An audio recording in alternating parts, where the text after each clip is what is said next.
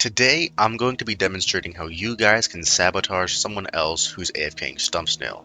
But before we begin with the video, there are a few things you need to know. First of all, and probably most important, is that your snail cannot be on cooldown. If your snail is on cooldown, this method will not work. Secondly, is that this method works best when the player is not moving. Most people use autoclears instead of macros to AFK the Stump Snail, so you should be fine. Also, keep in mind that the better gear the player has, the less damage they take from enemies. However, even if they have the best gear in the game, that does not make this method impossible. Last but not least is that this video is for educational purposes only. Beeswarm Simulator is a game that heavily incorporates cooperation into its gameplay, so doing this would be kind of like breaking its morals. But, with that being said, this is how you sabotage someone who's AFKing their Stump Snail in Beeswarm Simulator.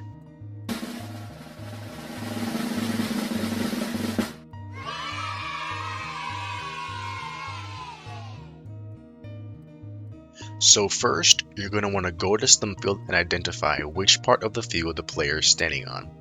Most people stand right in the middle of the field for maximum efficiency, so let's just use this scenario. My friend Swift here is pretending to be AFK so I can show you guys how to do this. And pretty much what you're going to want to do is that you step in the field so that your Stump Snail spawns. Then you're going to want to wait up until the snail almost gets to the halfway point of its cycle.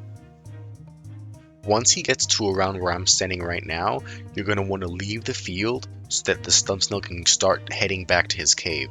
Now, when the Stump Snail starts heading back to its cave, you'll realize that it actually damages the other player that's AFK.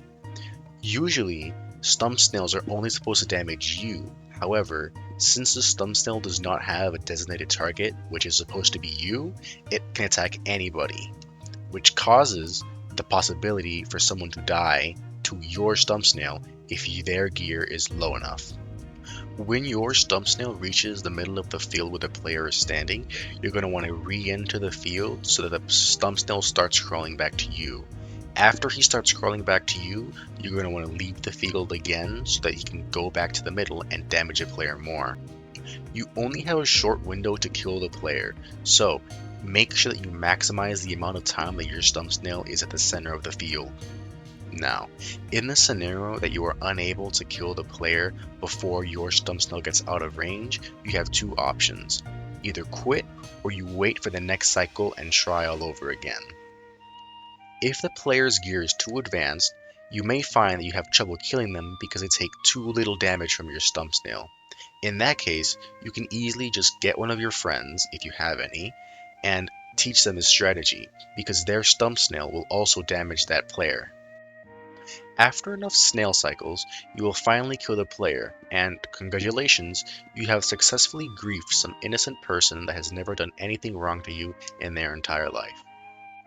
And that is how you sabotage someone who is AFKing in their Stump Snail in Beeswarm Simulator. By the way, I'm giving away a red hive skin in my Discord server, so if you're a new player who wants a first ever hive skin, or an advanced player who's just collecting, you can join my server for a chance to win. The link to my Discord server is in the description of this video. Anyways, that's it for this video, so remember to like and subscribe, and I will see you in the next video.